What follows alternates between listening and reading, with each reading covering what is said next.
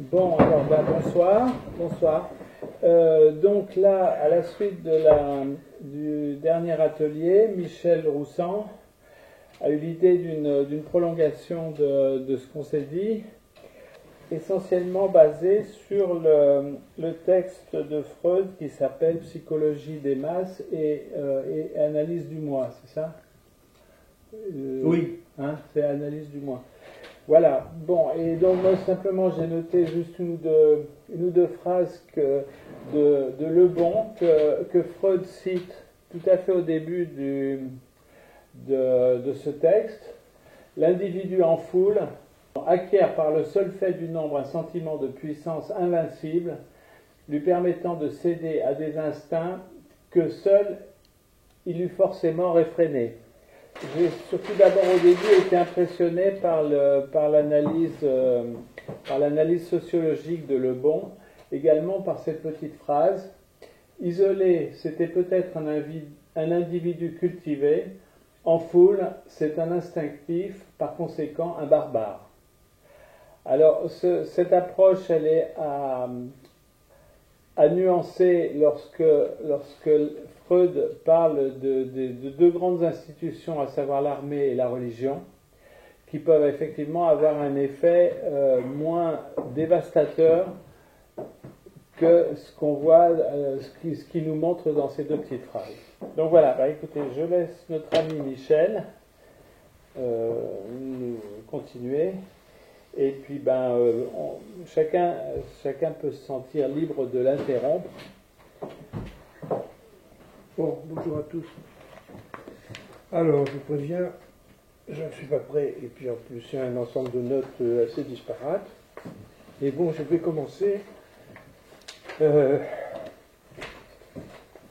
disons, en reprenant ce qu'a dit Jacques sur le discours de Le Bon, que Le Bon module en disant que oui, bien sûr, les foules sont capables, par ce sentiment d'invincibilité, de faire le pire, mais enfin aussi, les foules sont capables de choses qui vont dans l'autre sens, qui sont positives, de grands renoncements, de sacrifices, etc. Donc, ça ne va pas uniquement dans un sens. Et puis, bon, d'abord, Freud commence en disant que psychologie des foules et psychologie individuelle ne sont pas vraiment dissociables. Enfin, à la limite, c'est un peu peut-être pas le même objet, mais enfin, c'est un peu le même travail ou le même registre de travail, dans la mesure où, pour ce qui est de la recherche psychanalytique, évidemment, elle s'est intéressée au rapport de l'enfant, relation de l'enfant avec ses parents, d'abord, avec sa mère, etc., les relations libidinales, et puis après, avec la fratrie, avec les parents un peu plus éloignés, etc. Enfin bref, les autres sont toujours là, même dans ce qui est de la psychologie individuelle. Alors, la question, c'était d'essayer de caractériser ce qui différencie une foule d'un individu, finalement. Et c'est-à-dire, quels sont les processus spécifiques qui pourraient rassembler, tenir ensemble, faire masse d'un nombre d'individus. Ceci dit, on peut aussi demander qu'est-ce qui fait tenir une famille, enfin, qu'est-ce qui fait tenir ensemble une famille, enfin, il y a le nom du père, il y a certaines institutions comme le mariage, etc. Enfin, bon. Bref, là je vous donne un tas de notes, et encore je ne vais pas les relire parce qu'il y en a pas mal. Et puis bon, j'ai fini de bosser aujourd'hui, donc voilà. En fait, Le Bon fait l'hypothèse, Freud dit qu'il lui manque le concept du refoulement. Et il fait l'hypothèse d'une pulsion sociale qui serait originaire, etc. qui serait en opposition à des actes narcissiques, qui ne mettraient en jeu que la personne propre. Enfin, tout ça, quand même, pour Freud, ce n'est pas une analyse dernière. Enfin, pour lui, le facteur nombre ne suffit pas, quoi. Enfin, et puis, bon, l'influence aussi des individus dans la masse, dans ce qui fait masse, les uns sur les autres, est quelque chose qui, pour lui, pour Freud, n'est pas du tout clair. D'une part, il se demande ce qui fait tenir donc cette masse. Est-ce que c'est ce que Le Bon appelle un meneur? Alors un meneur aussi bien personnifié qu'impersonnel, abstrait. Et puis qu'est-ce qui fait tenir ensemble aussi les individus les uns avec les autres, quoi. Donc voilà, une fois passé cette question sur l'opposition entre psychologie individuelle et psychologie sociale, là il y a des questions fondamentales qui sont posées dans ce texte que pour l'instant je ne vous ai pas dites. Je crois qu'une des questions fondamentales de Freud concerne deux sortes d'identification qu'il dégage dans son texte, à savoir l'identification des individus, de la masse, les uns aux autres, et puis l'identification aux meneurs. Donc là, sont deux formes d'identification qui sont l'une... bon, je vous résume parce que, bon, après on va discuter. Oui, bien sûr. Oui. Oui, c'est ça. Donc ces questions, c'est ça, c'est qu'est-ce qu'une masse?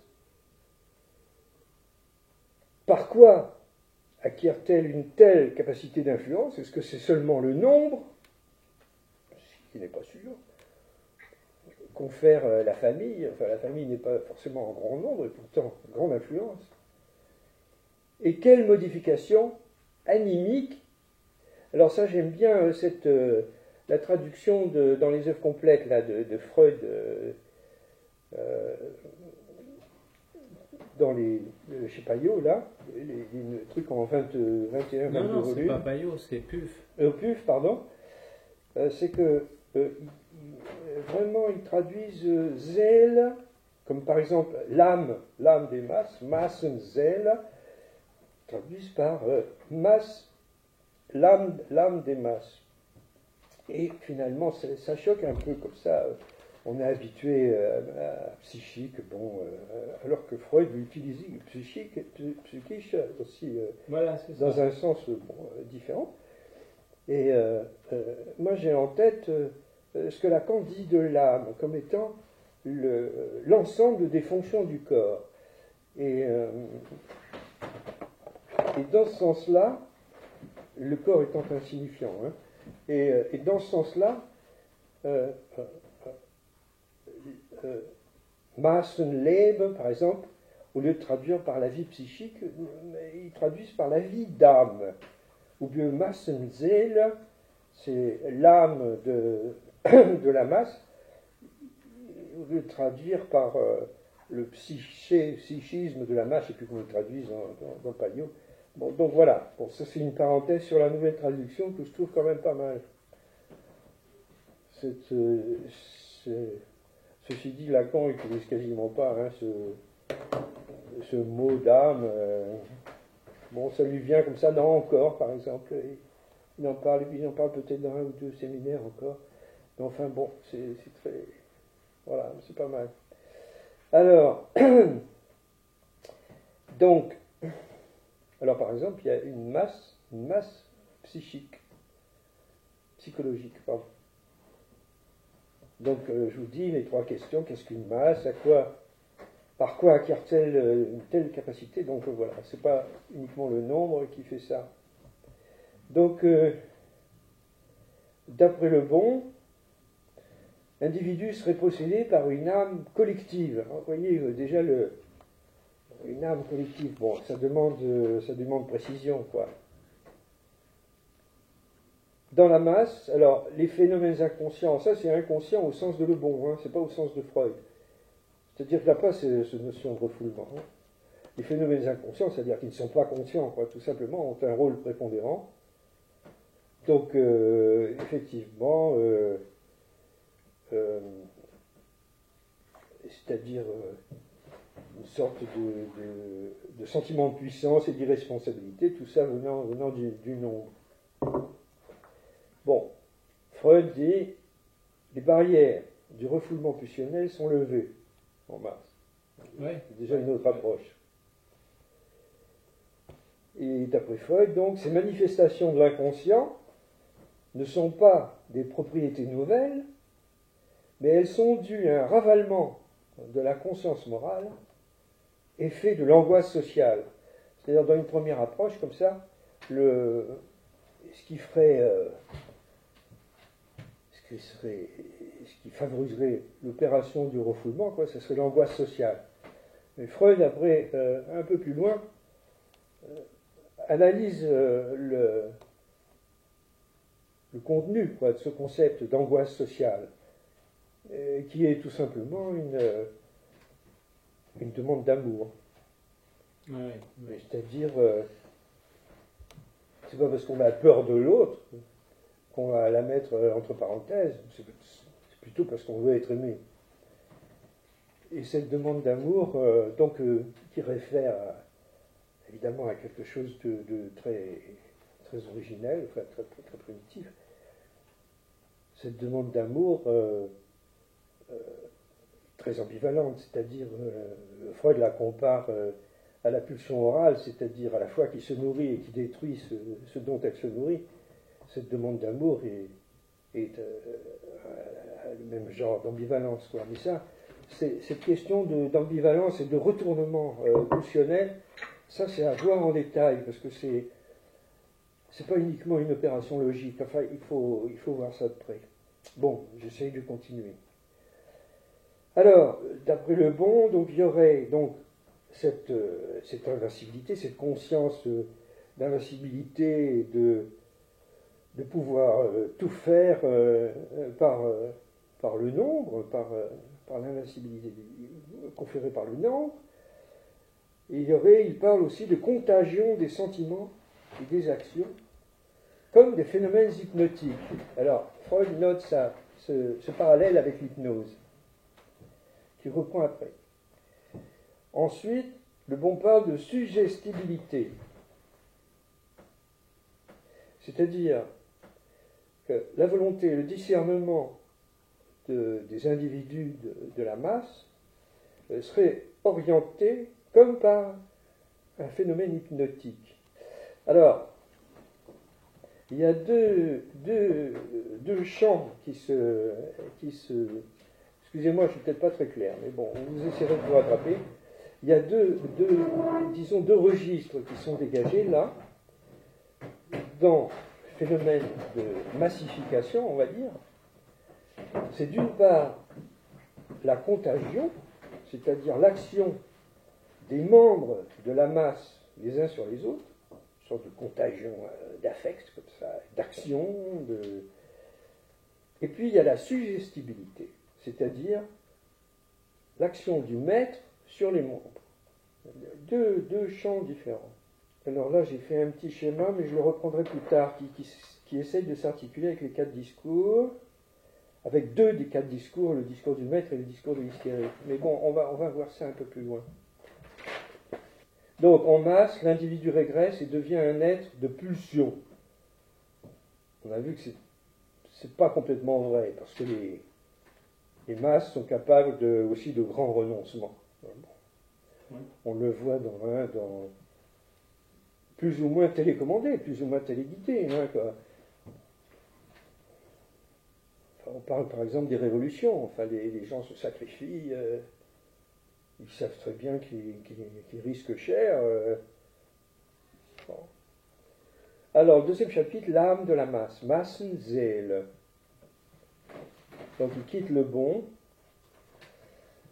et il essaye Freud essaye d'analyser un peu ce que c'est que ce Massenzell. Qu'est-ce qui fait que ça tient ensemble, cet ensemble d'individus. Et c'est intéressant si on traduit littéralement l'âme de la masse. Oui. C'est intéressant de dire l'âme d'une masse. Ben oui, ça reprend même ce que disait Lacan sur l'ensemble des fonctions du corps. On peut très bien dire que la masse, c'est un corps, et puis que l'âme de ce corps, c'est l'ensemble des individus, et puis pas seulement des individus, mais disons des motions pulsionnelles de ces individus, leur transformation par l'effet de masse, de massification. Donc alors il reprend un peu comme ça, là, donc il résume, la masse est impulsive, changeante, instable, conduite principalement par l'inconscient, etc., sentiment de toute puissance, disparition de la notion d'impossible. Là quand même, il faut se souvenir que l'impossible c'est le réel. Hein. Donc on va voir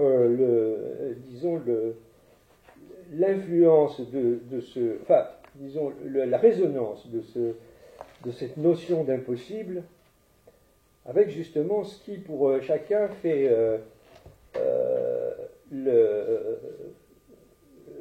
consiste en principe de réalité, quoi. C'est l'analyse de la réalité. Et de fait, que ce soit pour des grands sacrifices ou pour des choses ignobles, les actions de la masse peuvent être passées au-delà de toute référence à la réalité, quoi. Enfin, ça peut être... Bon, il y a plein de choses à voir là-dedans, hein, en continuité. En continuité avec... moi, ce qui m'intéresserait, c'est de faire une sorte de pont avec les recherches actuelles sociologiques et politiques. Bon, je vous lance une référence, comme ça, en passant. Il y a Frédéric Lordon, je ne sais pas si vous le connaissez, qui a écrit quelque chose qui est aussi...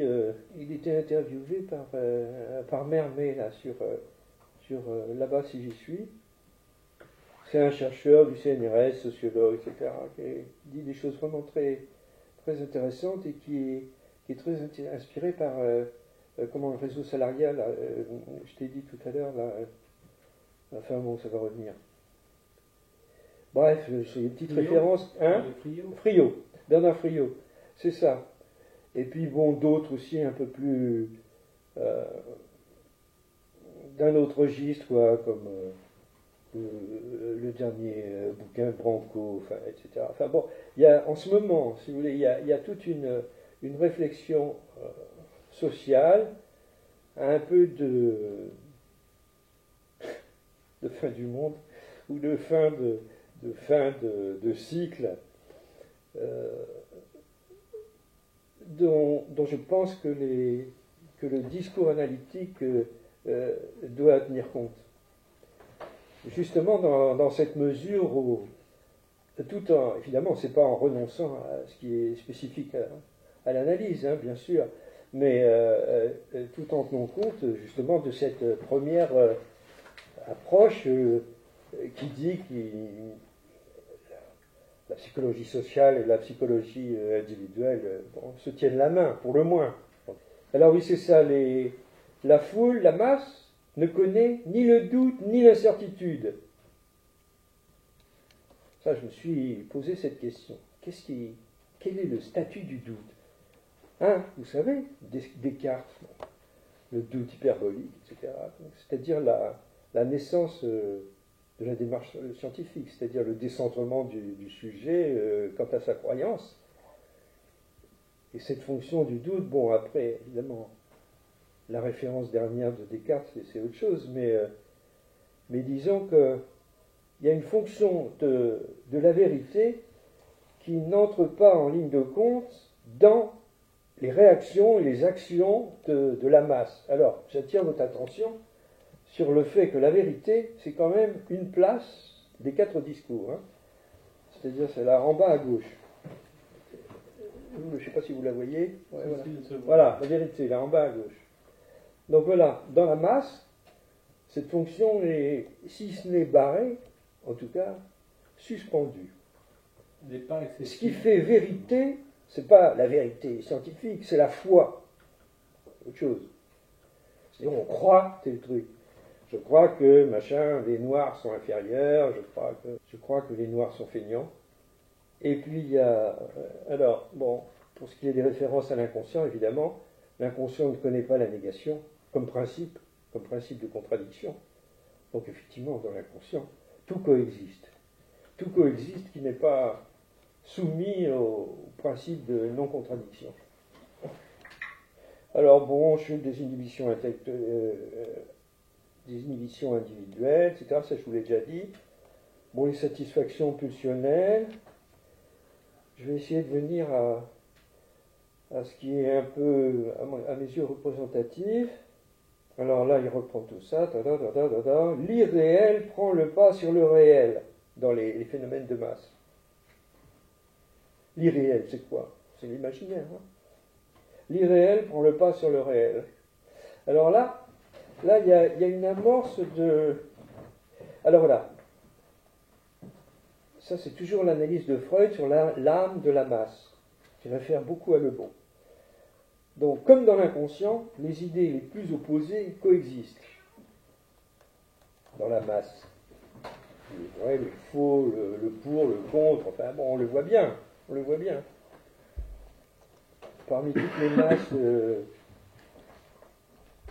les masses parmi lesquelles nous coexistons, on voit bien que les idées les plus opposées coexistent. La masse est soumise à la puissance magique des mots, grand A, le grand autre. L'irréel prend le pas sur le réel.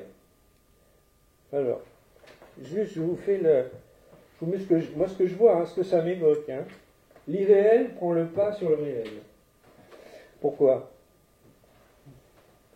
Parce que ce qui est vraiment dans le quadripode de Lacan, ce qui est vraiment la lettre du réel, c'est le petit a. Parce que le petit a, c'est ce qui est irréductible. C'est-à-dire ce qui est irréductible à l'opération signifiante, symbolique. Donc effectivement, la question du réel est toujours dans le petit a. Et pourquoi ce qui est irréel, je le mets le S barré? C'est tout simplement parce que, je dis tout simplement, bon après si vous avez voilà, le sujet en tant que c'est un effet d'une représentation, le sujet, un signifiant, c'est ce qui représente un sujet pour un autre signifiant. Le sujet, c'est un effet d'une représentation signifiante. Une représentation, c'est imaginaire pour moi. C'est vrai que au début, ça me choquait cette idée. Je crois que Peirce dit ça quelque part, que le sujet est imaginaire. Alors, bon, après, je pense que ça peut choquer. Donc en fait, le poinçon du fantasme, il est là. Et pourquoi je vous dis ça? Parce que, chose extraordinaire, Freud dit, dans la masse, on a affaire à une prédominance de la vie de fantaisie portée par le souhait inaccompli qui est déterminant dans les psychonévroses. Et il prend l'exemple du symptôme hystérique. Le symptôme hystérique est basé sur une fantaisie, un fantasme on va dire, et non pas sur la répétition d'une expérience de vie effective. Le symptôme obsessionnel, c'est la conscience de culpabilité fondée sur un mauvais dessein jamais exécuté. Donc en fait, Freud gentiment, quand même 50 ans, peut-être 60 ans avant Lacan, nous met en place le discours de l'hystérique, c'est extraordinaire. Bon, voilà, ça c'est joli, je trouve. C'est une belle rencontre. Bon, mais ça ne dit pas tout, hein. En fait.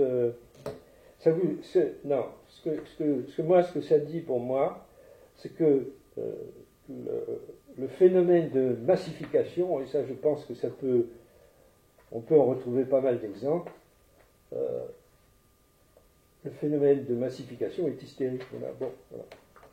Hystérique structurellement, et pas hystérique comme ça, oh là là, quelle hystérique. Alors, je vais vous montrer, après j'ai fait une petite digression, comme ça j'ai eu deux, trois envolées, bon ça vaut ce que ça vaut, je vous dirai, enfin vous me direz. Attendez. Donc il y a quelque chose, je ne sais pas s'il y a des élèves de René Lève dans les parages, mais enfin, disons que ouais, ça parle beaucoup de... Enfin, c'est quelque chose qui a à voir avec la récursivité, évidemment, carburant. La récursivité du S1. Le S1 étant le signifiant maître, quoi.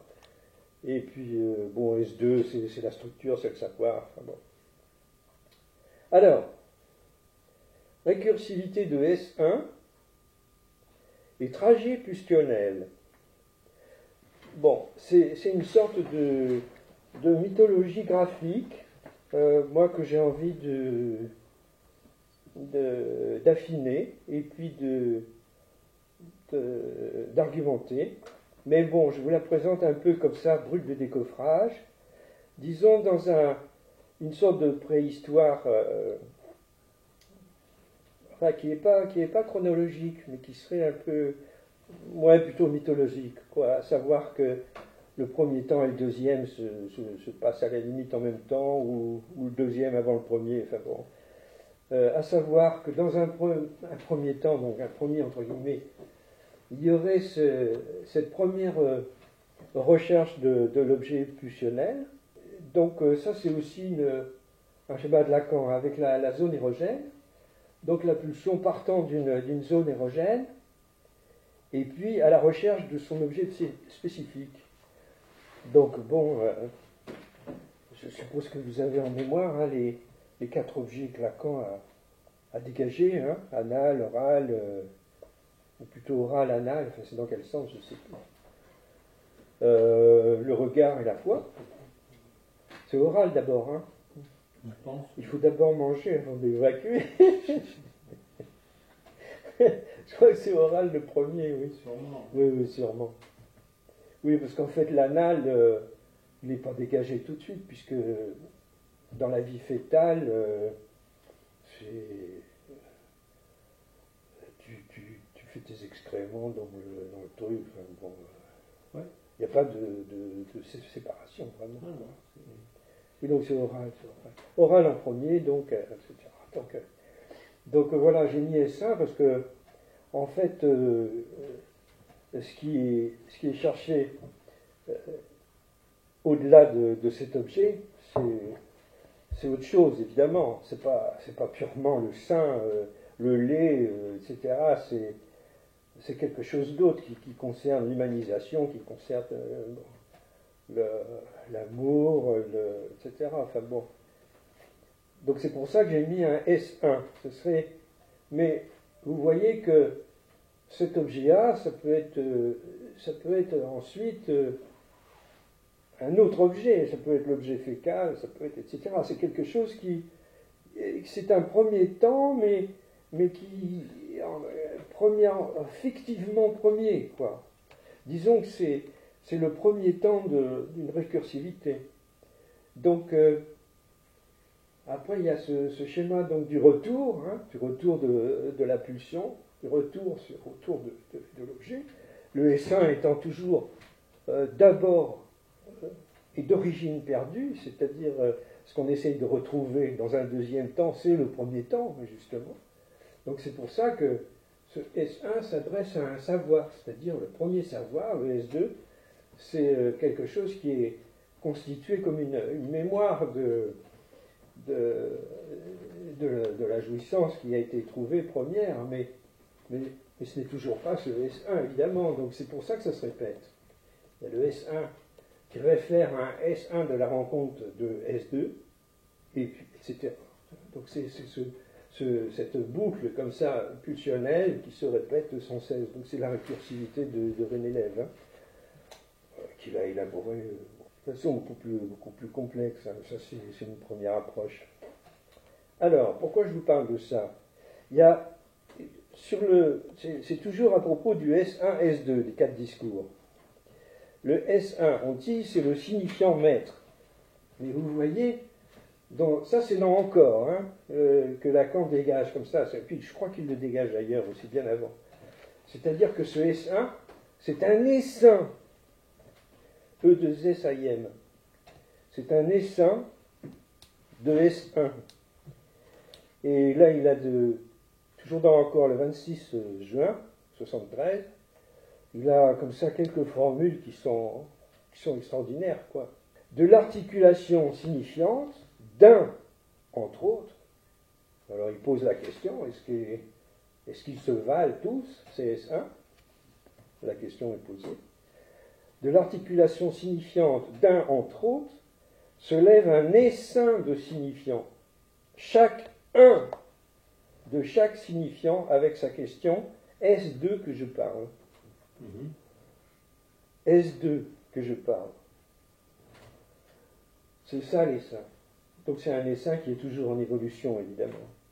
Le signifiant comme maître, donc le essaim, assure l'unité de la copulation du sujet avec le savoir. Donc le sujet comme copule. La copulation du sujet avec le savoir, avec le S2. Donc le sujet est quelque part, hein, il se balade comme ça dans cette chaîne, toujours, il va être là, il va être là, il va être là, etc. Le sujet, il est...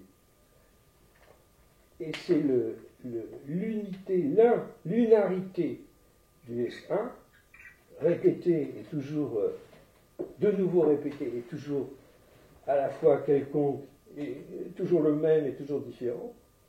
C'est cette répétition qui assure la copule S barré de ce savoir qui se constitue. Effectivement, le savoir qui est constitué de cette première approche pulsionnelle, évidemment, c'est un savoir, le savoir d'une jouissance. Mais c'est jamais ça, évidemment. C'est jamais la première jouissance. Donc voilà. Alors, de cette petite machine, alors m'est venue une idée qui complexifie un peu l'histoire des 4 discours. C'est ça.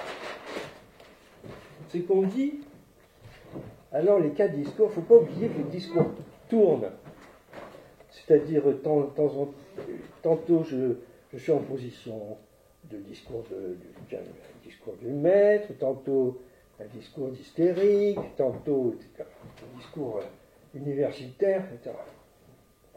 Alors, ce qu'il ne faut pas oublier, c'est que c'est la nomination des 4 places. Donc, je vous les mets comme ça, les 4 places. Hein. Donc là, il y a l'agent. Là, il y a l'autre. Alors, je ne sais pas s'il faut un petit A ou un grand A d'ailleurs. Il y a l'autre, il y a le savoir aussi. Là, il y a la production. Enfin, ouais, la production. Et il y a le plus de jouir aussi. J'écris mal, mais bon, je vous dis comme ça. Qu'est-ce qu'il y a encore? La vérité. Et bon, la vérité, oui, ici. Donc l'agent. Je mets AG parce que c'est pas un petit A, hein, c'est l'agent, l'autre. Oui, c'est ça là. Ah ben voilà, le travail, ah oui. Alors, ouais, c'est ça, c'est-à-dire, parce qu'en fait, le produit, oui, c'est ça, parce que la production, ce serait plutôt la flèche qui descend, c'est plutôt le produit. Le produit et la production, c'est le passage de l'autre, par le travail, quoi. Donc ceci dit, si on part du discours du maître S1, S2, là c'est une fonction de représentation. C'est-à-dire le signifiant représente le sujet pour un autre signifiant. Voilà, c'est une fonction de représentation. Ouais. Donc là c'est une fonction de production, c'est ce qui est produit. Bon là il n'y a pas de relation, c'est une relation barrée. ici, il y a une relation. Alors là, pour ce qui est du discours d'hystérique, évidemment, c'est le poinçon. Mais après, là, je ne sais pas. Je ne sais pas très bien quoi vous dire de cette relation. Si quelqu'un peut me le dire, franchement, de me dire ce qu'il a compris de comment il peut interpréter les flèches, ça m'arrangerait. Donc, voilà. Alors, donc, en partant du discours du maître, c'est-à-dire le meneur de la masse, c'est-à-dire qui est le signifiant maître. Alors, pourquoi le signifiant maître? Ça, le Freud le dit quelque part, il est identifié comme meneur, important, identifié comme meneur par un trait particulier que les individus de la masse reconnaissent. Alors, je ne sais pas si c'est là que Freud dit un Ziegherzug, le trait lunaire. Je crois que c'est là, mais je n'ai pas vérifié.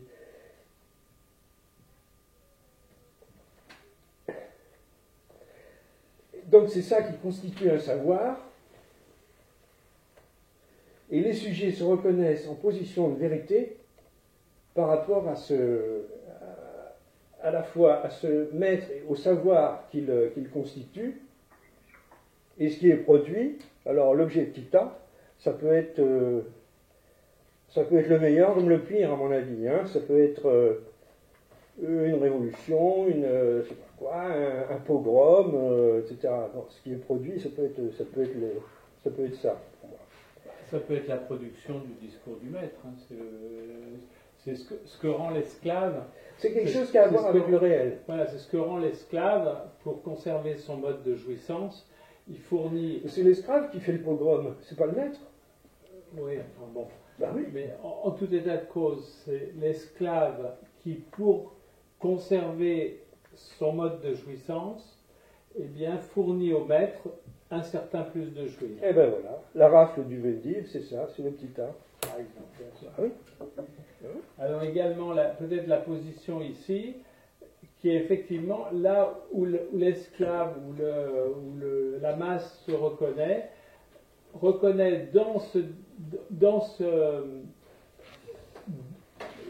dans cette fonction maître, reconnaît qu'il y aurait une certaine vérité. Oui, sa vérité de sujet se situe comme ça. Voilà, sa vérité en tant que sujet, elle est reconnue par la masse. Oui. Et par l'esclave, parce que s'il ne la reconnaît pas, elle va être tué. Voilà, là où j'agrémentais un peu ce truc, c'est que, donc, dans le discours du maître, c'est-à-dire du meneur de la masse, on est là, il y a le S1, donc, la Ziegherzug du maître, qui constitue un savoir pour les sujets, qui les constitue dans une position de vérité. J'ai la vérité, parce que, voilà, il a dit ça, etc. Quel que soit le meneur, d'ailleurs, ça peut être le Christ. Ça peut être c'est un idéal, ça peut être un idéal. Bien sûr, il le met à la place de l'idéal du moi, après. Et puis il est amené à produire. Il est amené à produire quelque chose donc qui est produit par ce savoir. Donc, ce qui est produit par ce savoir, qui peut être un savoir abstrait, comme par exemple une doctrine nationale socialiste. Ce qui est produit par ce savoir, c'est un pogrom, c'est l'élimination des juifs, etc., avec la meilleure conscience du monde. Ouais. Les gens, c'est ce que disait Hannah Arendt, l'horrible, le côté ordinaire des criminels, quoi. Ce sont des gars qui ne sont pas forcément des sadiques, ce sont des gens qui sont institués comme sujets dans le savoir du maître, dans le ESG. Et donc tout ce qu'ils ont fait, c'était ça. Et alors, si on dit que la masse se constitue sur une structure hystérique, structure du discours hystérique, donc dans ce S-là, ce sujet en position de vérité de chaque individu de la masse, moi je pense qu'il faut placer le discours hystérique. C'est-à-dire que le sujet, il faut le mettre en position d'agent qui interpelle le signifiant maître pour produire du savoir, et en position de vérité, il y a le petit a. Donc il y a toujours, par exemple, le même exemple, le pogrom. Donc, alors là, il faudrait reprendre ça hein, sur les mouvements actuels. Les mouvements, on peut prendre par exemple les flics, tiens, les flics actuellement, qui, j'espère qu'on n'est pas écouté, par le... Ne t'inquiète pas, on le saura, il n'y a pas de problème. Par exemple, toutes ces histoires complètement bidons de statistiques, enfin, ça c'est mon avis, je suis bien renseigné sur le Covid, tous les morts, etc. Enfin bon, la nécessité du masque à l'extérieur, le couvre-feu, le confinement, etc. Enfin, puis on ne sait plus, enfin, à 6 heures, non à 18 heures, non à 19 heures, non, enfin on peut sortir, mais on ne peut pas sortir, enfin bon. Tout ça, c'est du... oui. Alors la position des flics par rapport à ça, c'est-à-dire ceux qui sont chargés ceux qui sont chargés de maintenir en position de non, voilà, c'est là qu'on a affaire au discours hystérique, à mon avis, dans la position des flics. C'est-à-dire qu'ils maintiennent le produit en position de vérité. Ils peuvent très bien savoir que c'est complètement bidon. Ils peuvent très bien savoir que ça n'a les fondements sont pas vraiment très solides. Mais ils maintiennent ce savoir en position de vérité pour mettre le sujet en position de responsabilité. Alors est-ce qu'on ne peut pas dire justement, pour suivre ce que tu es en train de dire, que ce qui vient ici en position de savoir, c'est finalement la loi que le flic applique finalement. Parce qu'il dit, c'est pas mon choix personnel nécessairement, mais c'est la loi, donc c'est un certain savoir qui est un certain produit, à savoir une contravention par exemple. Donc le flic serait en position de produit, oui, effectivement. Enfin, il a comme produit son carnet pour écrire les contraventions et appliquer la loi. Bon, ça c'est son médium, c'est pas son produit, ça. Non, le produit c'est la contravention. Enfin, oui. Qu'est-ce que vous en pensez là, de l'autre côté du fil? Et puis j'interroge. C'est-à-dire ils sont assermentés. Ça y est. Donc ils ont un serment. C'est pour ça qu'ils sont en position de production, je pense. Oui. Ils sont assermentés. Donc ils sont, ouais. Et nous on est sermentés. Ils sont assermentés, hein. Et nous on est assermentés. Donc en fait on va mettre le maître, hein, je sais pas, coronavirus et la couronne, on a un roi là, comment il s'appelle déjà Macron. Donc voilà le maître, hein. Alors, après, nous, c'est la masse des Français, les Français d'abord, n'est-ce pas? On est là dans le discours hystérique. Et alors, les flics, alors, il faudrait poursuivre ça en mettant le S2 en position d'agent, c'est-à-dire le discours...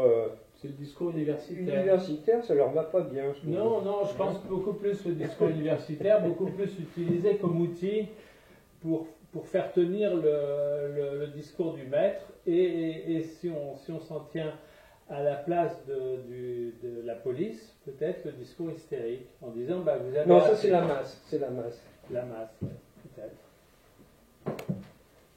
En tout cas, ce que je décrivais la dernière fois, ce qui me paraît assez pertinent, c'est de voir comment le maître utilise le discours de l'université à son profit. Il l'utilise pour faire des choix très particuliers, en fait, au sein, à travers tout ce savoir, tout ce savoir qui est en position d'agent, qui est le savoir universitaire, et bien à l'intérieur de ça, il fait des choix, quitte à rejeter 95% du savoir, pour sélectionner ce qui va lui servir à faire fonctionner son discours. C'est finalement assez simple. Dans le S1, quand même, si on met la finance dans le S1, parce que Macron, c'est un instrument de la finance, si on met la finance, on a un objet anal. On a un objet petit A, là. On peut tirer plein de trucs de Freud et puis de Lacan et de René Lève qui sont très bien. Alors, après, on voit pas combien il y a de... Nous avons de... Gérard, Debray, c'est bon, on va pas faire péter l'audimat là. Alors,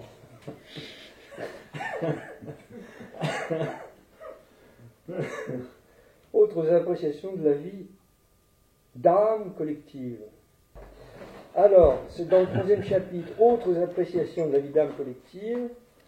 Là, il y a un truc parmi ceux que j'ai notés. Mais alors, il y a toujours cette question sur qu'est-ce que c'est que cette capacité à s'influencer mutuellement. Accroissement de l'affectivité, etc. Jouissance d'un abandon sans limite à la passion. Enfin, il tourne autour de cette question, hein, Freud. La contagion comme sentiment et comme jouissance. Ouais. Intéressant, ça.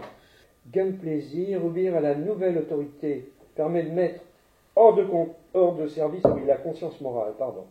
Mais en fait, oui, alors après il cite MacDougall,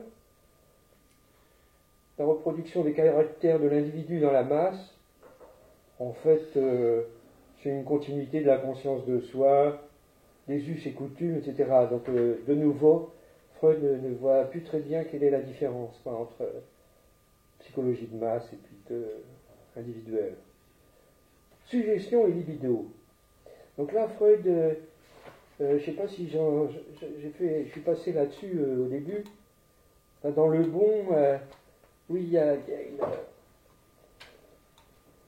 une allusion à l'hypnose comme, disons, comme métaphore ou comme comparatif de ce mécanisme de suggestion, de contamination affective, etc. Donc, Freud va s'intéresser un peu à l'hypnose, tout en disant que bon, les notions de suggestion, d'imitation, tout ça, de prestige du meneur, ça c'est vraiment, ça lui va pas, quoi. Enfin bon, il demande, il attend de trouver les fondements logiques du concept de libido. Alors il vient avec cette notion de la libido. Donc la définition de Freud, c'est celle-là. Hein. La libido, c'est une énergie comme grandeur quantitative des pulsions en rapport avec l'amour. Liebe. Il y a deux termes chez Freud. Il y a Verliebtheit et Liebe. Verliebtheit, c'est le sentiment amoureux, enfin, c'est autre chose.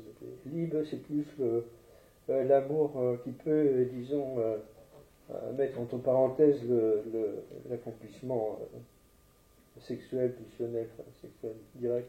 Donc après ce chapitre, que je vous ai très mal résumé, donc Freud analyse deux masses artificielles, künstliche, l'Église et l'armée, caractérisées toutes les deux par une organisation durable, artificielle, c'est-à-dire qui vient de l'extérieur, enfin, bon, mais dont l'une, l'Église,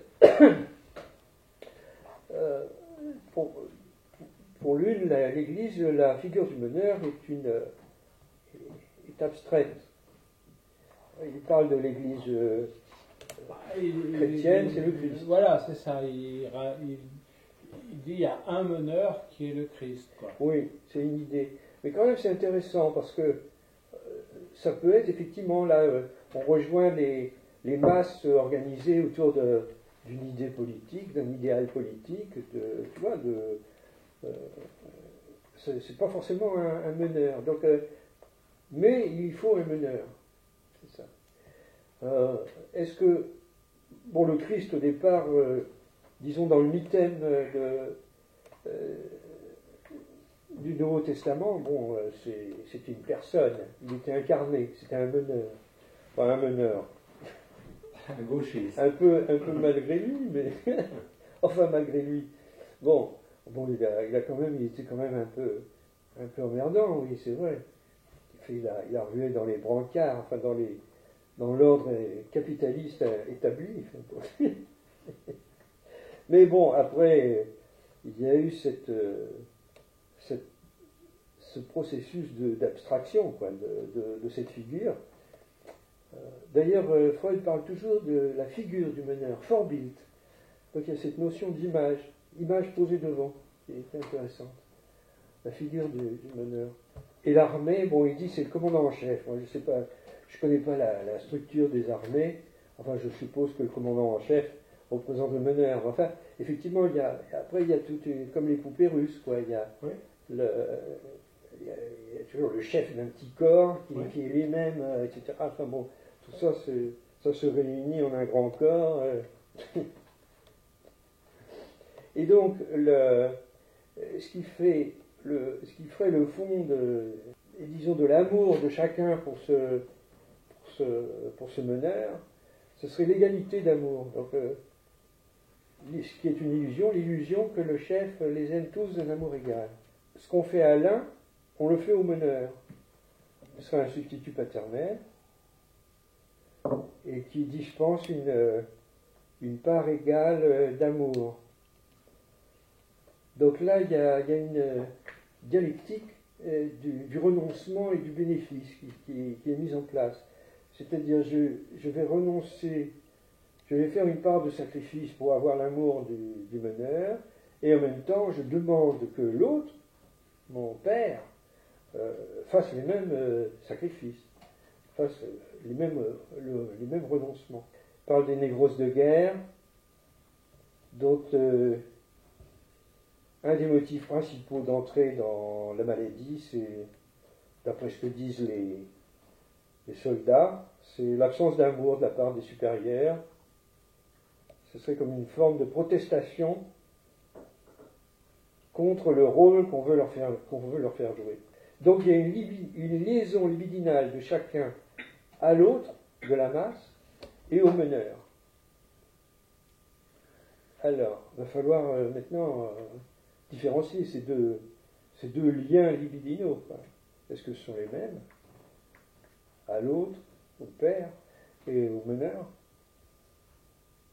Bon, pour ce qui est de la masse religieuse, Freud fait cette distinction. Bon, c'est une religion d'amour. Alors après, toutes les religions ne sont pas dans ce truc-là. Il parle de la religion chrétienne. Cette religion d'amour. Le Christ vous aime, etc. Enfin, c'est pas le cas dans toutes les religions. Je ne parle pas forcément d'amour. Je ne crois pas que Yahvé aimait son peuple. Il l'avait choisi, mais il ne l'aimait pas forcément. Enfin, il le punissait volontiers, mais... Je crois pas que ce soit mis en avant. C'est pas une religion d'amour. Musulman non plus. Bon, le christianisme, c'est une religion d'amour. Donc il y a l'amour pour ceux qui font partie de la religion. Par contre, ceux qui ne sont pas de cette religion font l'objet d'une haine. Alors il y a cette séparation comme ça entre amour et haine. Amour de ceux du clan qu'on retrouve, bon là pour le coup, dans tous les phénomènes de masse. C'est-à-dire toute religion tend vers l'intolérance et la cruauté envers ceux qui ne lui appartiennent pas. Alors, je vais passer maintenant, parce que je sens que c'est un peu long. Ouais, attends, je voudrais ajouter, parce qu'il y a quelque chose qui m'est venu là, quand on parlait de l'armée. Oui. On a beaucoup de films où les militaires, bon, je ne sais pas comment ça se passe en vrai, mais les militaires sont pris dans des situations catastrophiques, par exemple dans un sous-marin ou je ne sais quoi. Et alors, et finalement, tout le monde se cale sur le savoir du chef. Il est là le savoir. Oui, mais c'est sûr. Sauf que lui est en position de vérité. Le chef qui est l'agent énonce depuis sa place de sujet possédant la vérité. Eh bien, il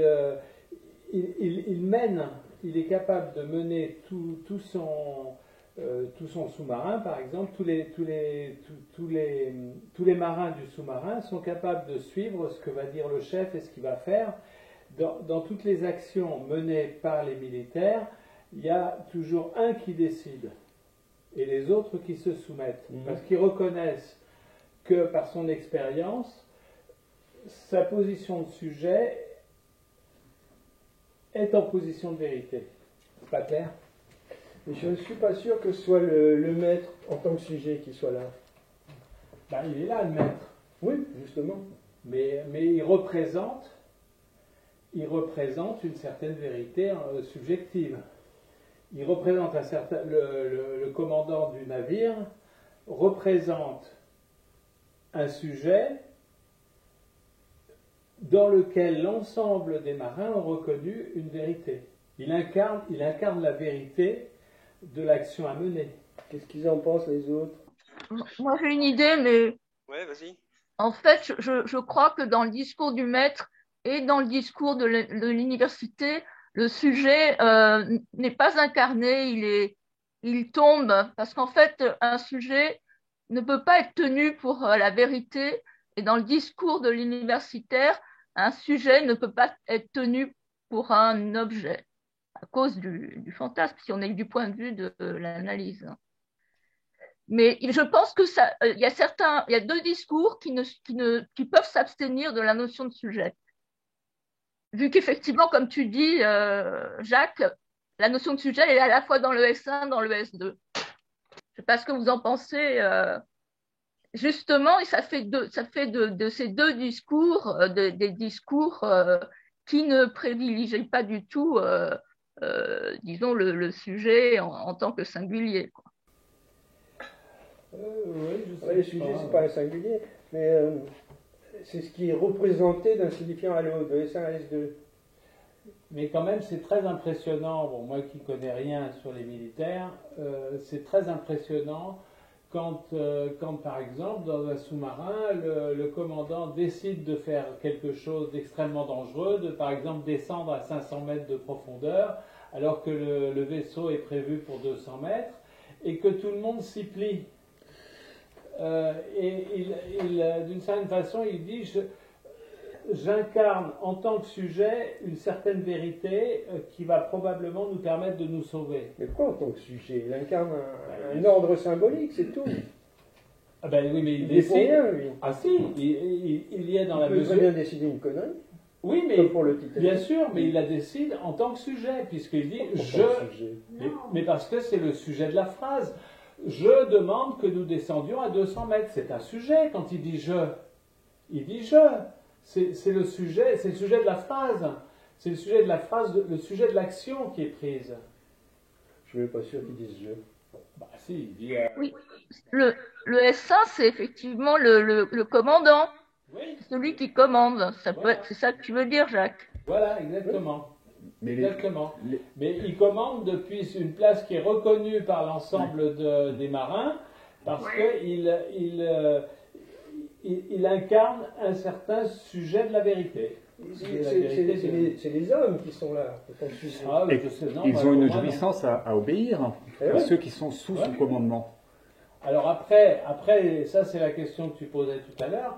Après, comment est-ce que ça se situe de la place des marins? Est-ce que les marins sont là ou est-ce qu'ils sont sur le discours hystérique? Ça, c'est intéressant. C'est un petit peu quelque chose que tu laissais entendre tout à l'heure, qui me paraît tout à fait intéressant. La place du discours hystérique face au discours du maître. Oui. Le commandant ne parle pas en son nom propre, il parle au nom d'un ordre symbolique qui soit compris ou non, hein, que ça peut être aberrant ou pas, hein, mais c'est pas en son nom à lui. Ça, on est d'accord. Dans certains cas, sauf que quand il a à prendre une décision qui va faire que le navire en question, par exemple, va exploser ou non, là, par contre, il décide depuis sa position de sujet, depuis son expérience passée. Mais est-ce que la police et le préfet de police, on n'est pas dans la même situation où la police obéit au préfet de police parce qu'ils sont pris dans un système qui fait qu'ils se dédouanent presque d'ailleurs. Il y a une notion presque de déresponsabilisation sous l'obéissance de celui qui est... C'est pas moi, c'est le chef. Voilà. Et ça rejoint aussi Hannah Arendt et le citoyen ordinaire qui... mais c'est pas moi, j'étais un simple agent comme ça, administratif, et j'obéissais à tel ordre, et cette jouissance à obéir, on la retrouve, il me semble... Et là, il y a effectivement peut-être toute la position de l'obéissance. Oui, tout à fait. C'est très intéressant parce que pour moi, l'autre fois, ça me paraissait évident de connecter le discours du maître et le discours de l'université. Et là, tu connectes la place de l'hystérique face au discours du maître. Et ça, c'est tout à fait intéressant. Oui. C'est peut-être là, dans cette discussion, qu'on peut trouver le sens de ces deux flèches là, qui posaient problème la dernière fois. Ouais. Les deux flèches en diagonale. À savoir que tu vois que la position de vérité concerne, on va dire, aussi bien la position de l'agent que la position du savoir, de l'autre.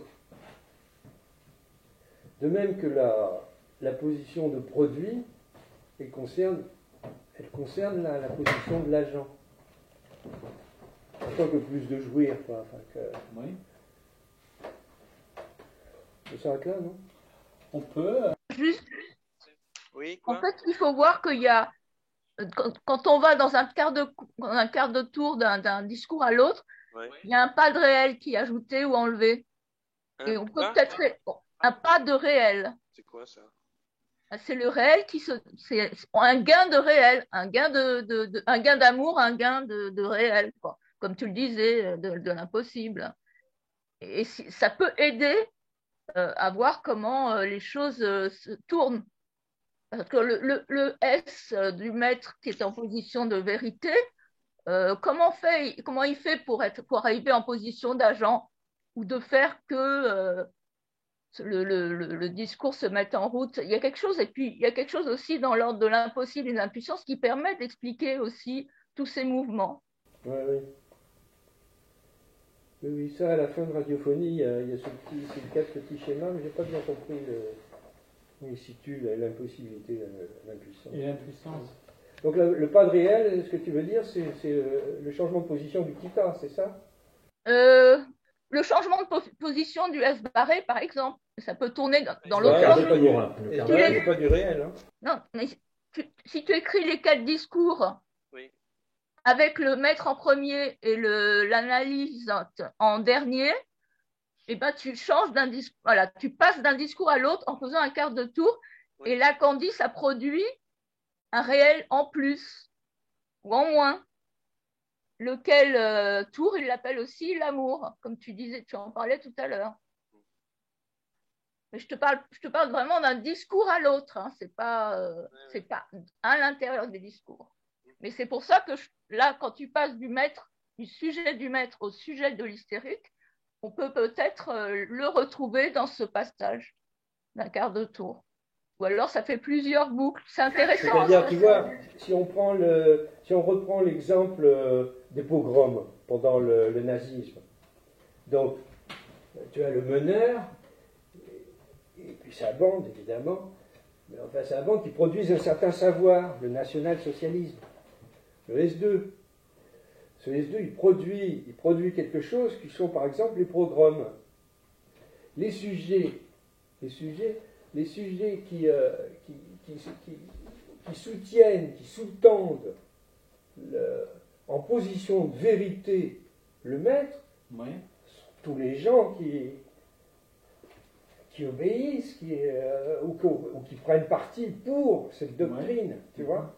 Eux s'y retrouvent fondés en masse, s'ils se retrouvent tous en position hystérique, à ce moment-là, c'est ce qui est produit par ce savoir, par ce discours, qui vient en position de vérité, qui sous-tend leur position de sujet, et donc qui produisent ce savoir tout en référant au maître, au S1 du maître.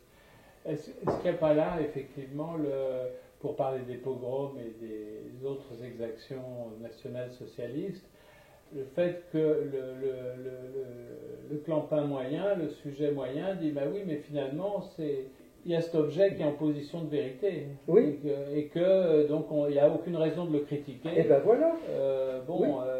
Parce qu'il est en position de vérité, puis finalement il a été reconnu, quoi. Parce que cet objet, il a été produit par le savoir. Voilà, du il maître, est reconnu. du maître.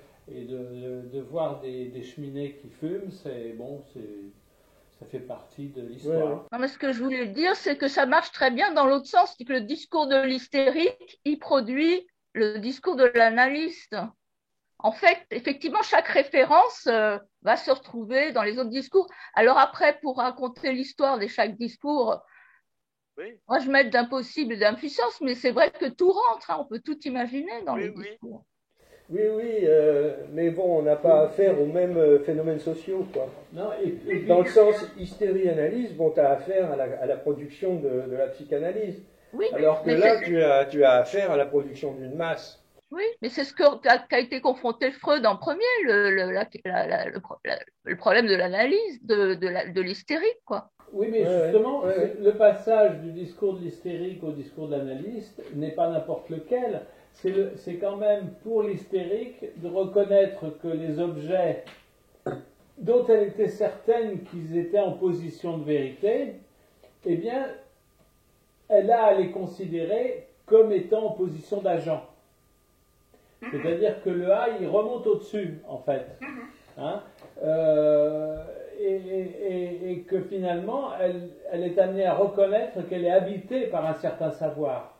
Parce que du coup, de ramener cet objet en position d'agent, eh bien la conséquence, c'est que en position de vérité, il y a un certain savoir Ouais. qui l'habite.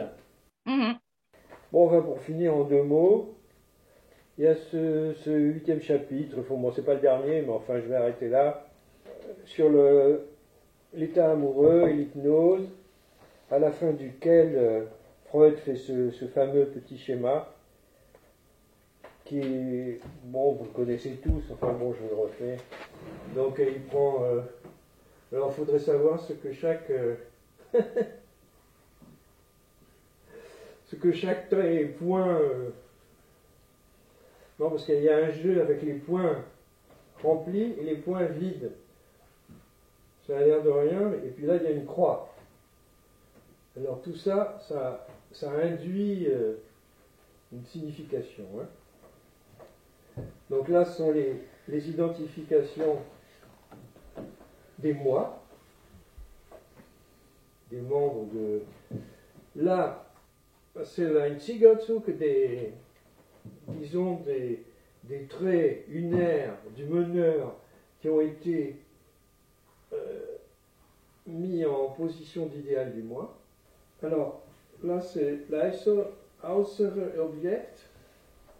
C'est l'objet extérieur. Alors c'est le meneur, hein, on va dire. Et puis ça c'est l'objet.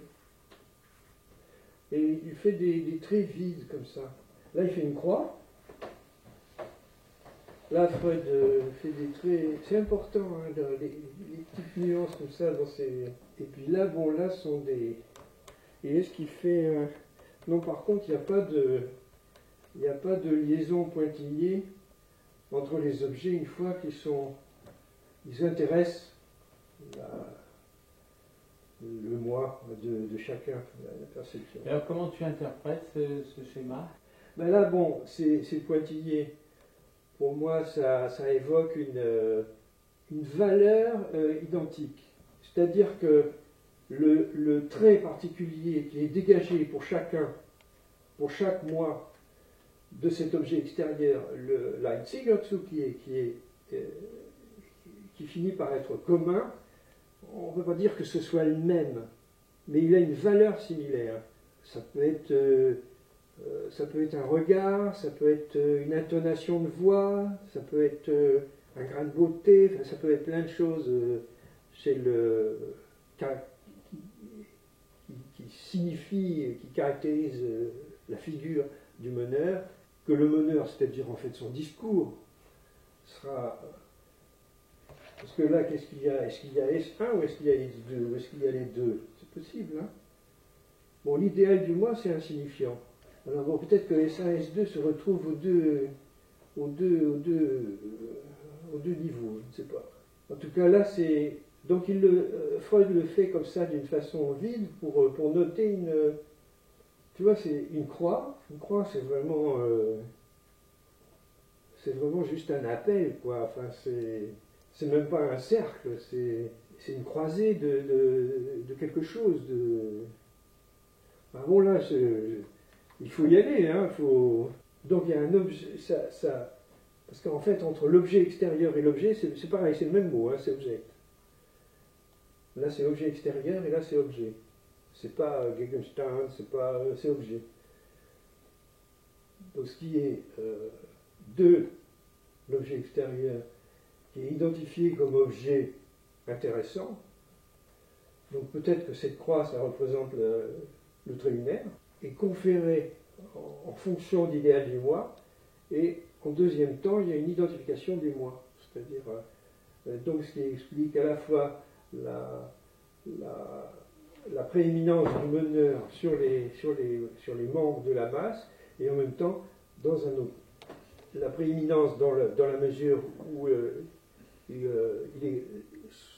son signifiant est conféré à cette instance morale, d'idéal du moi, et en même temps, c'est ce qui provoque l'identification des membres les uns aux autres. C'est une identification tout à fait... Donc voilà, bon, il y a ce schéma qui est intéressant, avec des petites nuances comme ça qui sont... Bon voilà, j'en ai marre, j'arrête. Alors, il y a un point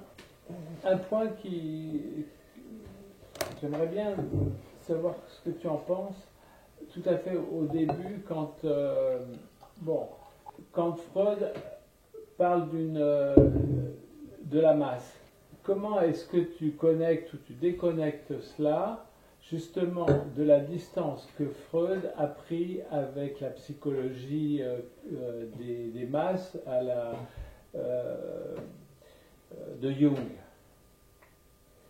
Parce que justement, quand même, la critique qu'il fait de Jung, c'est cette espèce de communauté de pensée qui l'invalide lui-même pour se focaliser sur la singularité du sujet. Mais là, est-ce qu'en évoquant la psychologie des masses, est-ce qu'il se situe par rapport à quelque chose que Jung a beaucoup mis en avant, ou est-ce qu'il reste dans ma question n'est pas claire, mais... Pour moi, il ramène essentiellement, et dans l'ensemble, à une psychologie individuelle du sujet. C'est-à-dire que tout ce qui reprend dans ce qui constituerait une masse, en fait, il le ramène, argumenté bien sûr, il le ramène à l'évolution de l'enfant. Donc pour lui, il n'y a pas vraiment il ne fait pas vraiment de différence. Pour lui, ça se ramène à la psychologie individuelle.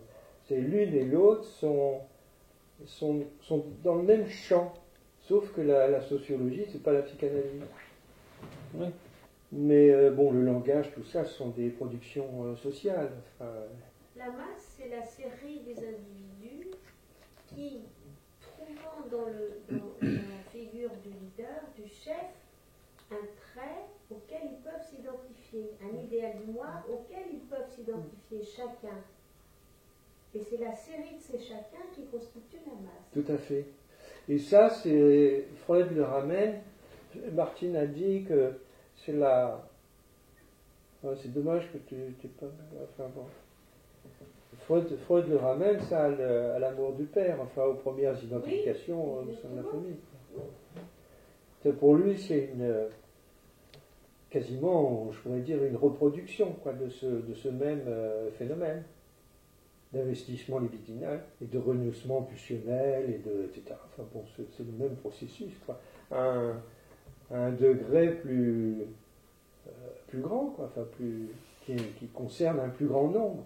La famille étant soumise aux lois de la société, évidemment, même si elles ne sont pas écrites, comme l'interdit de l'inceste, et d'un autre côté, l'enfant passant d'une dialectique pulsionnelle intrafamiliale réduite après par l'école et compagnie, à quelque chose qui inclut un plus grand nombre de pairs. On va dire. C'est une extension de la fratrie, par exemple, pour Freud, l'école.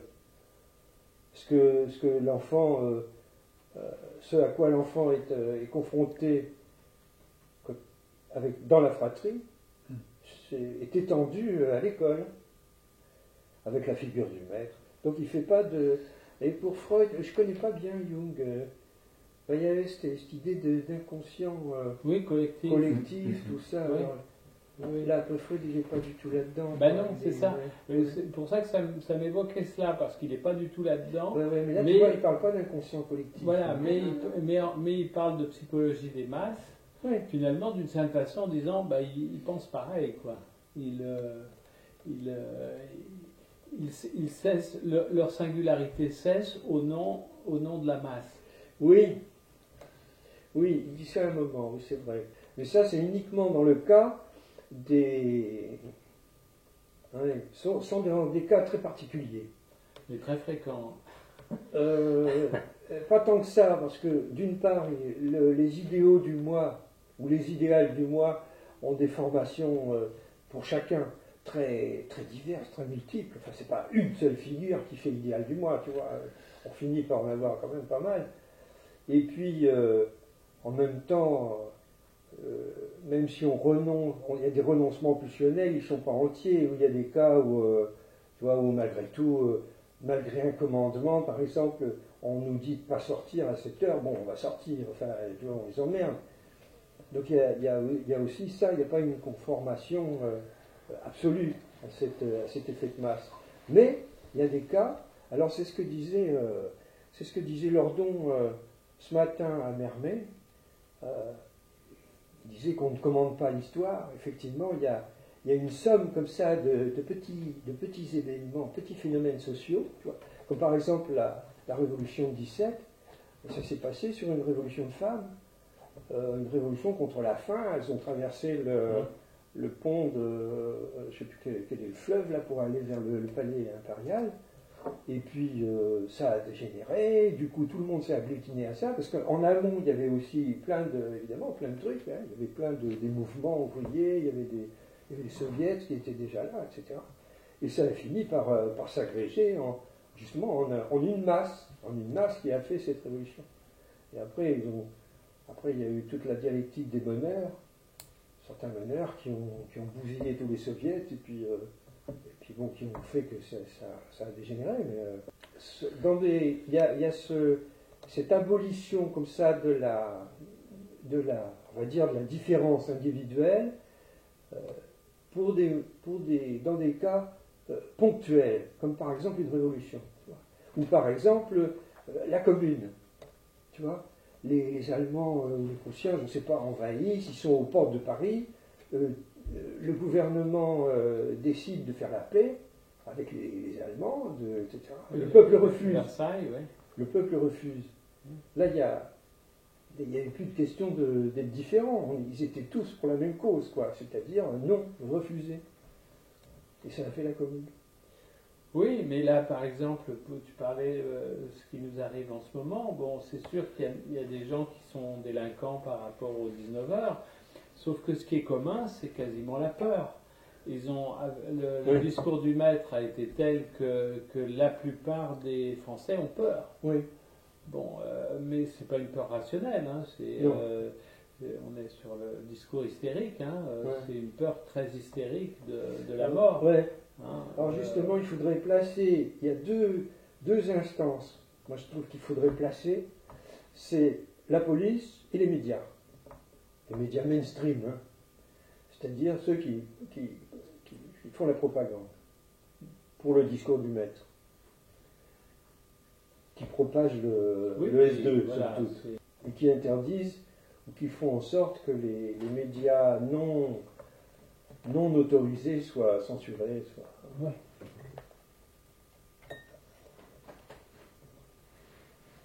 Il y a plein de choses comme ça parce que ça c'est un schéma de base en fait.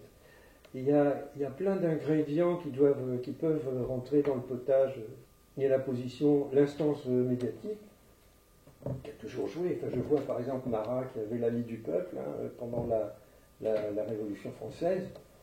Les médias ont joué un grand rôle aussi, les journaux. Il y a la police, évidemment.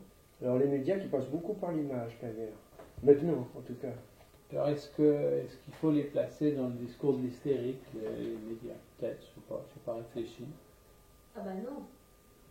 Parce que les médias ne défient pas le discours du maître. Ils le font, ils le véhiculent. Oui, c'est ça, c'est ce que je veux dire, oui, bien sûr. Mais l'hystérique, elle véhicule pas le discours du maître. Elle Pas véhicule toujours. le maître, elle le défie. Pas toujours. Elle est quand même dans la posture de posséder un savoir autre que celui du maître. Dans certains cas, mais pas toujours.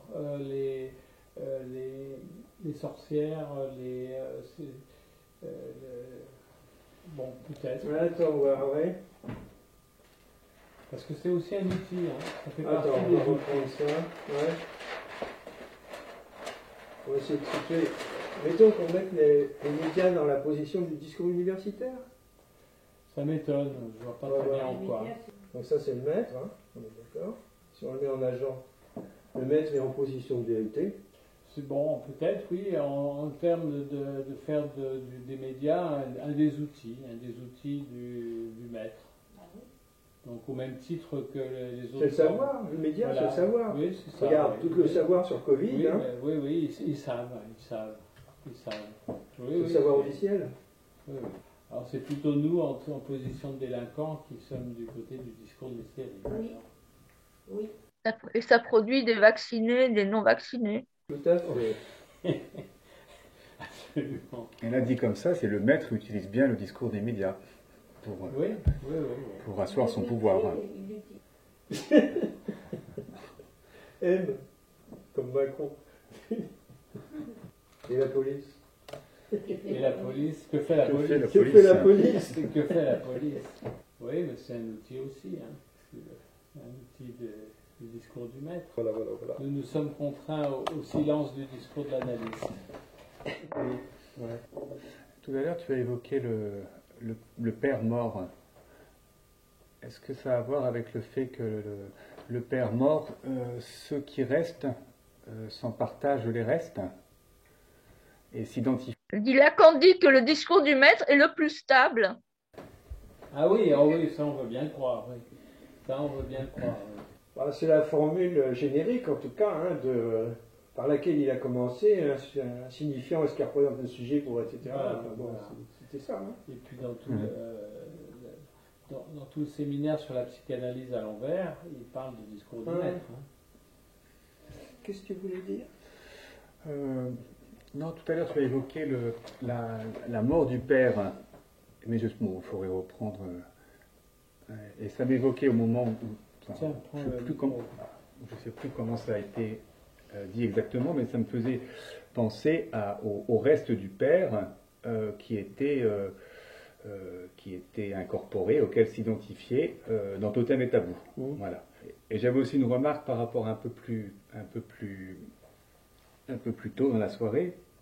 C'était l'âme de la masse. Moi, ça m'évoquait, de manière très simple, hein, mais l'esprit d'équipe. Hein, et l'esprit d'équipe, et comme disait Coluche, une équipe ce sont des mecs, hein, il n'y a qu'un esprit et ils se le partagent.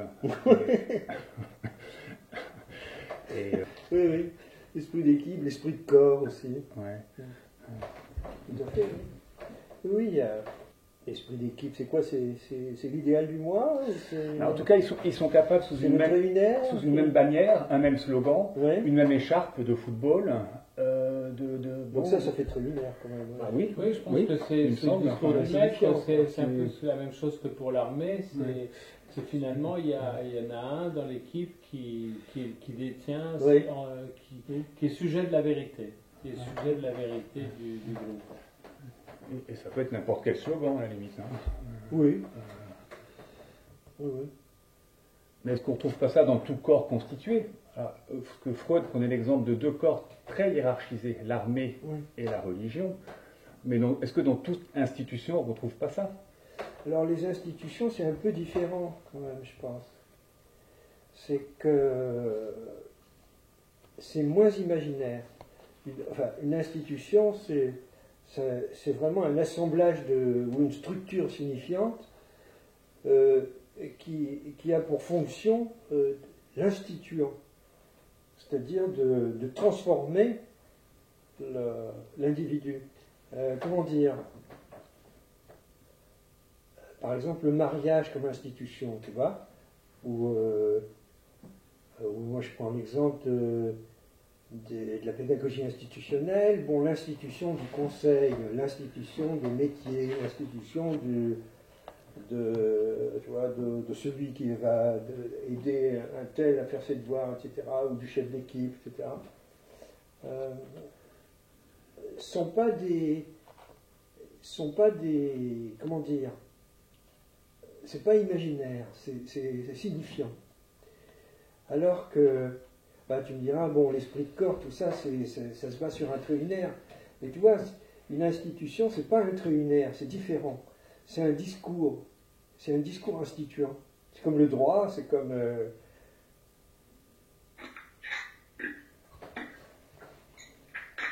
Alors que mais après, Freud, il dit, oui, d'accord, j'ai pris l'exemple des foules, des masses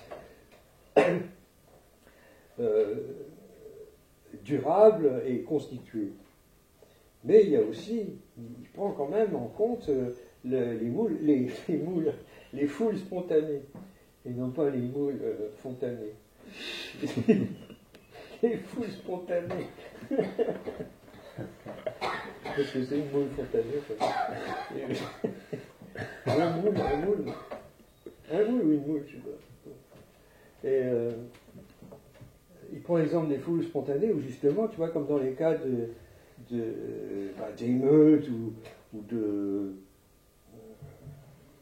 même on le voit, hein, par exemple, les bandes, tu vois, des banlieues qui décident de s'affronter, par exemple, tout d'un coup, ils font le corps, ils descendent à une dizaine, et puis après ils se dispersent, comme des oiseaux.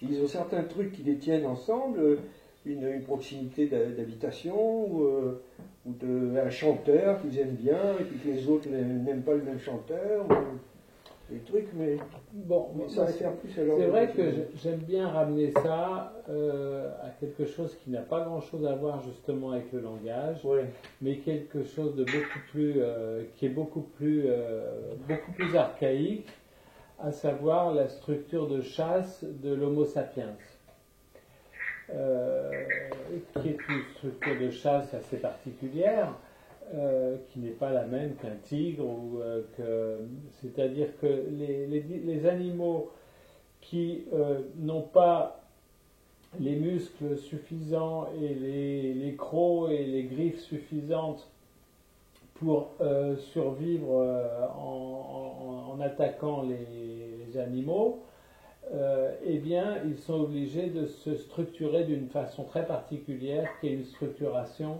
que nous on appelle discours du maître, qui est une structuration extrêmement verticale, extrêmement hiérarchisée, parce que c'est la seule condition qui permet de survivre. Hein. Et comme par hasard, les humains, les Homo sapiens adorent les chiens, parce que la structure des chiens et des loups, qui sont la même espèce, la structure de chasse des loups et des humains est exactement la même. Donc ils s'entendent comme des larrons en foire. Hein. Donc après vient se superposer à cela la structure du langage qui vient infléchir de telle ou telle façon, mais quand on parle par exemple de bande entre la bande d'Aubervilliers par rapport à la bande de Saint-Ouen, eh ben, ça rejoint quand même chaque fois un chef qui décide pour une dizaine d'autres clampins et qui décident un certain mode d'action. Hein. Malheureusement, je crains que ce soit vraiment inscrit dans nos gènes, parce qu'à une époque, ça a été la condition de survie de l'Homo sapiens. Hein, entre un autre primate, un singe qui pouvait cueillir dans les arbres, et puis d'un seul coup la savane, et il fallait lutter contre les animaux sauvages, et il n'y avait plus rien à bouffer, sauf à se réorganiser autrement parce qu'il fallait chasser en meute, eh bien, malheureusement, je crains que ce soit vraiment inscrit dans nos gènes et que c'est là où on a souvent besoin du discours analytique pour dépasser ça, quoi. Ok, mais qu'est-ce que ça a à voir avec l'aliénation du sujet au signifiant? Je crains que malheureusement, on est, en tant qu'Homo sapiens, on est aliéné à cette structure presque, comme disent les chrétiens, le péché originel. On est quasiment aliéné par la structure de nos techniques de chasse, des techniques de chasse de l'Homo sapiens. Et justement, tout le travail qu'on peut faire dans le travail analytique, notamment, c'est d'arriver à dépasser cette inscription quasiment génétique, quoi. On arrête là, les amis? Ouais. Ça Juste, vous va? finalement, j'ai mis la police dans le discours universitaire, la police avec les médias, parce que c'est tout simplement le mode de production qui n'est pas le même. Le média, c'est par les journaux, par la radio, la télé, et la police, c'est par les amendes et par la matraque, mais c'est la même production. Voilà, exactement, oui. Ça fait partie des outils, c'est l'outillage. Ouais, c'est l'outillage. Ça fait le discours du maître s'est constitué depuis toujours avec tout un outillage. Donc en fait, médias et police, il faut les mettre dans le processus de production, quoi. Est-ce que vous ne pensez pas que les discours fonctionnent ensemble, disons, et sont contenus dans le discours analytique qui y inscrit la parole? C'est pour ça que je me demande s'il y a vraiment à commenter discours par discours et s'il ne faut pas plus prendre les choses globalement, surtout que le discours scientifique me paraît à l'œuvre à l'heure actuelle et il est pas fameux, un peu comme le discours du maître, quoi. Oui. C'est-à-dire c'est surtout de par la sélection qui s'en opère. Et alors là, on voit la sélection qui s'en opère au niveau médical. Moi, je regarde ça aussi au niveau de l'astrophysique, par exemple, comment les discours sont sélectionnés, aussi un peu pour les mêmes raisons, parce que si certains tenants de certains discours universitaires étaient entendus, eh bien on s'apercevrait qu'on dépense en permanence des milliards de dollars ou d'euros en pure perte. Et ça, c'est inaudible, c'est impensable, c'est inadmissible. Regardez, si on regardait un petit peu, donc là c'est un domaine qui nous concerne un peu moins, parce qu'on ne subit pas tous les jours, mais regardez les dépenses qui sont faites par le tokamak qui est à côté de Marseille, où les scientifiques un petit peu au courant savent que ça ne marchera jamais. Il y a une opposition théorique au fait que ça puisse marcher. Ça ne pourra pas marcher. Et néanmoins, toute la région PACA dépense énormément d'argent et continue à dépenser de plus en plus d'argent sur cet objet. Je ne sais plus comment il s'appelle. Est-ce qu'ils font le discours analytique, les gilets jaunes? Non, mais ça m'évoque. Quoi? Qu'est-ce que tu dis? Ceux qui essayent de défier, pour moi, je ne sais pas si c'est la masse, moi je mettrais une partie de la masse que sont les gilets jaunes, par exemple, pour illustrer. Ah oui, voilà. Moi je mettrais les gilets jaunes plus que la masse. Jaunes, voilà, c'est plutôt les gilets jaunes. Parce que la masse, justement, la masse, elle est un peu silencieuse. C'est quand elle se constitue en masse. Tu vois? Par exemple, la masse des masques. Masqués. Mais effectivement, Macron, il peut très bien avoir une position d'universitaire ou d'hystérique. Hein. Lui-même, il a ses positions discursives sont changeantes. Maintenant, c'est un très grand... disons ça, c'est pour faire épidémiologue. Oui. De même que chaque individu... pas, Florence. On croirait qu'on va passer de la psychose à la névrose. Si par exemple, tu as un individu de la masse qui en analyse, alors, il y a bien un moment où il adopte le discours analytique. Oui, mais il quitte la masse à ce moment-là, parce qu'il va être forcément délinquant, hein, forcément. Non, mais ça, si tu veux, sont pas des caractérisations. Enfin, ce que j'ai essayé de voir, ce ne sont pas des caractérisations individuelles, même si j'ai mis Macron, bon, le mettre, sont plutôt disons, des positions discursives aussi bien de masse ou de phénomènes sociaux. Donc que la masse se constitue sur une structure hystérique, ça n'invalide pas le fait que chaque individu puisse évidemment tournicote dans les discours. Un journaliste en analyse, ça donne quoi? Ou un policier en analyse? Il déprime ou il... Oh bah, ça, on a vu, bah, il y a 3 ou 4 exemples Oui. de policiers qui ont été virés, Langlois, un autre qui a un nom du Maghreb, Oui. qui ont été virés avec perte et fracas parce qu'ils critiquaient les actions de la police, bien sûr. Bien sûr. Disons que peut-être la différence, c'est que ça réfère à une masse. Ça réfère peut-être à un corps institué. Et puis ça, à un corps instituant, ou à un corps sans âme, non, un corps à me mettre, bon, l'esprit du corps. Bon, allez, il est 11h. On vous remercie. À nous aussi, merci. Merci beaucoup. Merci. Est-ce que le vrai maître, c'est pas les médias quand même? Et donc, on mettra Sur ça. de l'armoire. Enfin, je travaillerai dessus, pas tout de suite là, parce qu'il y a quelques gros problèmes avec le site Je de vais mettre sur Medium, les propriétaires. qu'il faut que je règle d'abord, et puis ensuite je mettrai ce texte, cet atelier sur Internet. Ok, voilà. Eh bien, merci. Salut. Et au revoir. Alors, après, comment après la question?